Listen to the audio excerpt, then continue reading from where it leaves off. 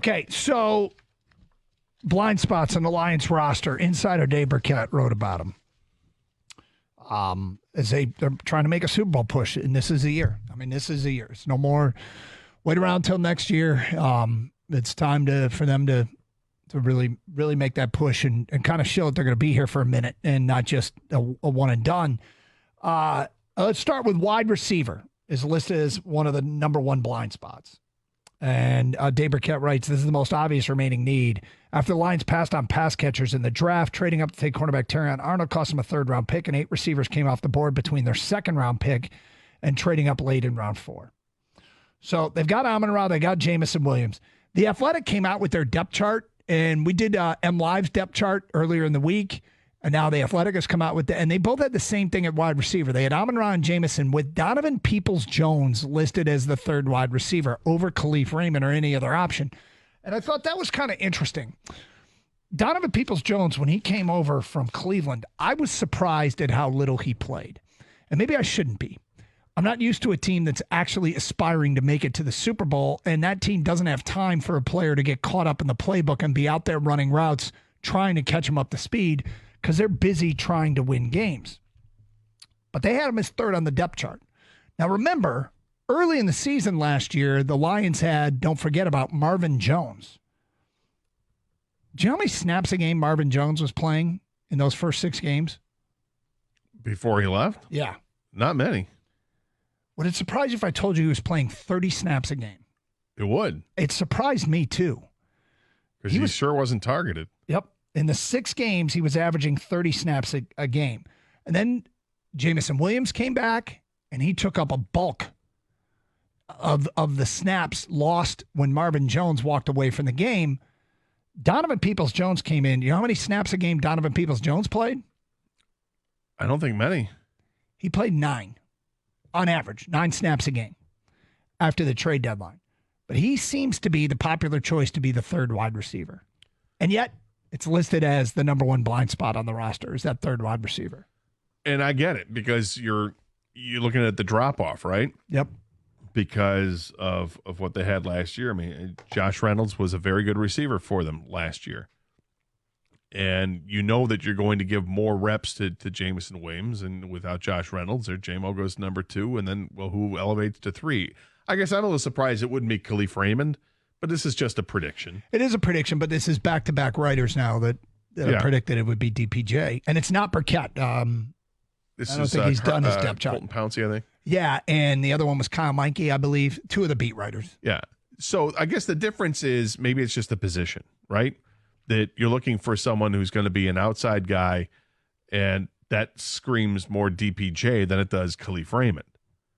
DPJ's got some good size to him. Not far removed from having a really good season in the NFL a couple years ago. But I don't think it would stop them from looking at another wide receiver still. Well, if DPJ was brought in to, say, be some sort of injury insurance, but now he's thought of to be a starter, who's your new injury insurance?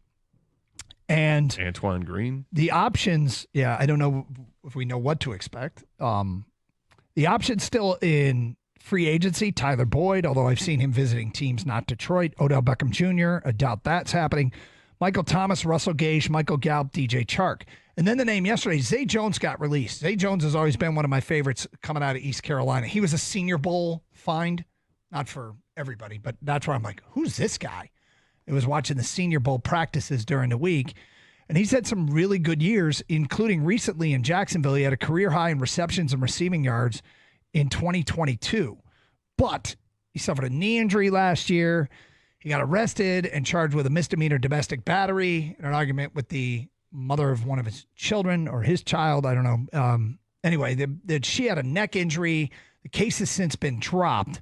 The Lions have done a pretty good job of avoiding nonsense and any kind of nonsense. They're not nonsense free, but they've done a pretty good job of avoiding it. I don't know if this would be on their radar. He's 29 years old and looking for a new team. Yeah, I don't think he'd be on the radar. I'm pretty sure that I wouldn't expect Odell Beckham Jr. to be on the radar. But if the offseason continues and OBJ still isn't signed with somebody, I mean, the guy's got talent. He was actually was quite a good receiver at the end of the season last year, the last 6 weeks. He was very good. But it's stuff like, do you want the distraction that he might be, or is that overblown? I don't know. I don't know either. So they would know better than anybody else if they wanted to. Again, nonsense. Figure that out. They don't have time for nonsense. No, they don't have time for nonsense. But there's no question he's got talent. Yes. Still, as a receiver, and there are other guys. The Michael Thomas one's interesting because of playing it with New Orleans, which obviously they have ties to. But what's his? He's not a big receiver, correct? Is he like? Wasn't he king of the slot receivers for a while? Hold on for a second. I think he actually is reasonably big. But Tyler Boyd's another one. He's visiting a lot of other teams. So I don't know. I mean, they don't seem to be showing much interest in Tyler Boyd. Michael Thomas is actually 6'3". Yeah. No, he's pretty tall. Anyway, that's one of the positions listed. Another blind spot, safety. Okay, so they like Kirby Joseph and Fatu Melifonwu. Here's my question. With all this, suddenly the influx of corners, the one free agent, the one trade, and the 2 draft picks, Carlton Davis, Amik Robertson, Enos Rakestraw, Terrion Arnold. Is it suddenly at Brian Branch maybe moving back to a safety spot and less of a slot corner? I think they liked having him near the line of scrimmage. Well, from what I understand, they even think that maybe they made a mistake by having him split a little bit last year, going into the season. That they really like how he ended up as a slot receiver, and maybe that did it slow anything down for him because they had him thinking about safety as well. Mm-hmm. I like the group that they have, and maybe this is just maybe this is part of perhaps what could be a new look defense. Yeah, with what they do. But Brian Branch is absolutely involved in stopping the run. We know he's a very good tackler. It seems like the guys they brought in from the draft this year, those guys aren't afraid to make tackles. So maybe this is just a situation where safety or corner, maybe it's just a little overblown with that. Yeah, they'll just get you on the field. Yeah, the designation is unnecessary. All right, here's an obvious one: kicker. So they didn't go all in at a draft pick, which is one thing I wanted to do, is have them go after the Reichard kid from Alabama. They didn't draft him. They did sign James Turner from Michigan. Then there's Jake Bates, who's just hanging out over here playing for the Panthers. Yeah, I mean, is Badgley going to be their kicker next year? I'd be pretty surprised if he was, to be honest with you. Well, I think they'll bring in competition. Yeah. And we'll see if Jake Bates is part of that competition to get from the Michigan Panthers, who's got the big leg, or if some other team's going to try him out. I don't know who tries him out, but he's going to get a tryout with some NFL team, that's for sure. Mm-hmm. But I would imagine that they bring in competition, and just like they've done for each of the last couple of years, whoever wins the competition wins the job. Jake Bates can't sign anywhere until his Michigan Panthers season is done in June, according to the story today by Dave Birkett. So 7 of 9 on the year, and he has hit some absolute nukes. And then there's defensive line, edge rusher opposite of Aiden Hutchinson. This feels to me like the position where I am interpreting their behaviors and words as they are most comfortable with what they have in house. That they look at their people on the D line. They brought in Davenport, which I'm going to guess is the yawn that we have met that move with is not the way they're looking at it out in Allen Park. And they've got James Houston. They've got John Kaminsky. They got Josh Paschal. They got a bunch of guys that I think they are most comfortable with what they have in house based upon other needs. I thought that until the story came out yesterday about Darius Robinson, that the Lions were interested in trading up, but to take Darius Robinson, but Terrion Arnold was there. We're like, well, Terrion Arnold, we're going to go there.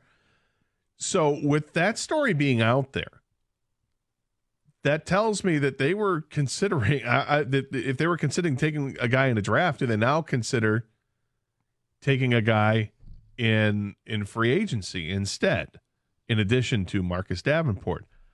I love the idea of putting it all on James Houston, put some pressure there because I think he wants to answer the pressure. I think he likes playing with a chip on his shoulder. You got the CFL kid. Was it Betts? Yeah. That's the other guy that is, flying completely under the radar because it's a CFL Total league. wild card. Yeah, nobody knows. I have no idea. But those guys are going to get an opportunity unless they add somebody in free agency. And I'm not sure who's left. I think Yannick Ngakoue is a guy, and maybe a couple other players that might have some interest.